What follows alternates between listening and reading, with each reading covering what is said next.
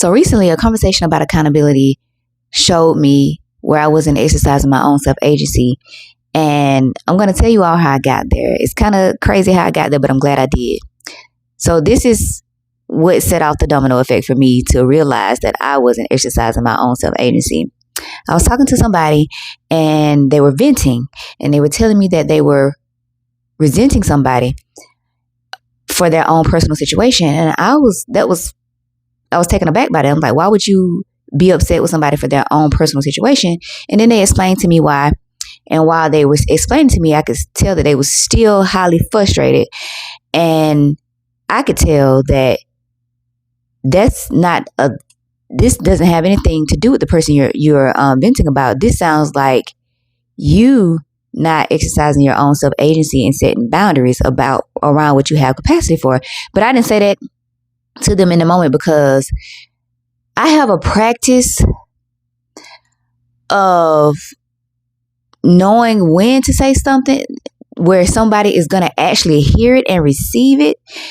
And from experience, I feel like trying to reason with somebody when they're at the height of their frustration is not a good thing for them or for me. For them, because I know they're not going to receive it. And for me, because I found that trying to reason with somebody when they're upset is going to make me upset. And I don't want to be upset with somebody when they're calling me to vent and work through their own frustrations. I feel like that's counterproductive. And also, when I get frustrated and I'm responding to somebody, I'm not handling them with the care that I would want somebody to handle me with. So I just put a pause in the conversation, and usually the opportunity for me to provide another perspective usually comes up in a less charged moment. So things can be presented in a way that's helpful. But anyway, so that was the first instance that got me on the road to realizing that I was not using my own self-agency. So a few days later after that, I'm sitting and I'm talking with somebody else. This person wasn't really venting. We were just having a casual conversation, and they was telling me about how they were resenting somebody else for always calling them to talk. And again, I'm thinking in my head, you're resenting this person for calling you to talk. Now, the person that they had calling them to talk wasn't somebody that was venting. This is just a person who likes to yap. Just talk about all the things all the time. Kind of like me. I'm a yapper.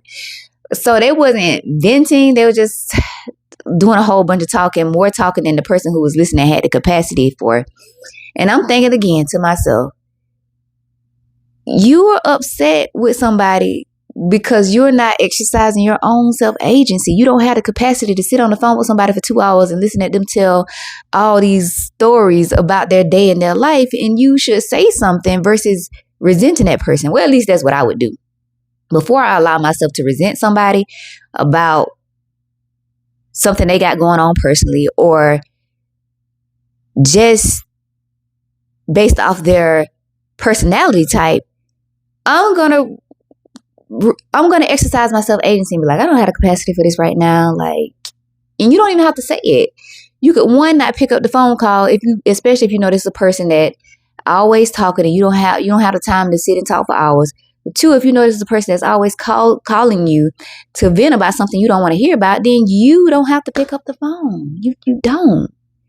And it sounds simple enough for me. Maybe it could be some other stuff for why people don't and do put themselves in this situation. I don't know. But this is about me. I'm not talking about them. This is about me.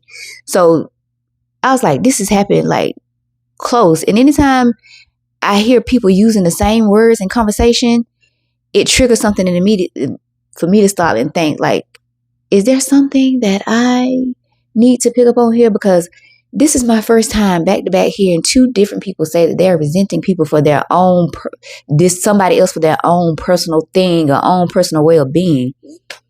So I sat with that and I was like, where am I doing that? Because I felt like it was like God throwing a little pebble at me to sit with something. So I was like, where am I doing this with myself? And I realized that I do that with people. I get too emotionally invested with people around situations where I've already shared my perspective and they ask for my advice and my guidance on something and I give it to them. And it's like they come to me, they ask me for my advice and my guidance on something, and then they go and do the exact opposite of what I advise them to do. And I used to get emotionally attached to it because I'm like, you ask for my perspective. I'm being as unbiased as I can possibly be because I don't feel like you can be completely unbiased in certain situations. But anyway, that's neither here nor there right now. And I can see, because I'm not so close to it, all up in it or wrapped in it like you are, I can see how this is not a good thing for you. You should be able to see how this is not a good thing for you based off historical patterns. But anyway, I digress. So now I have decided to exercise my self-agency by saying, I will listen to you talk about this because I personally have the capacity to do that. I have the capacity to listen. But I'm not going to get too involved when I'm asking in-depth, thorough questions about it because I'm not trying to get too emotionally attached, because I also realize about myself that I have a pattern and a habit of when I'm getting emotionally involved, I care about how somebody is being treated in a situation more than they may care about it for themselves. And so that's how I'm exercising my self-agency now. Like, okay, I hear you, but I'm not going deep into it with you. We're going to have to stay on the surface level with this one because of the capacity that I have. I've shared my opinion maybe once, twice, or 3 times. And I don't want to go beyond that because I know I don't have the capacity for it. And another reason I'm not going to keep going beyond it is because you have your own self-agency. You have your own choices to make. You have your own free will.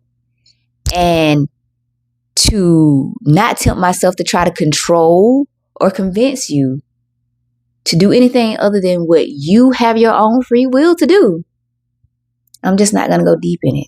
You know how I feel about it. You know what I think about it. We've talked about it. And the rest is on you.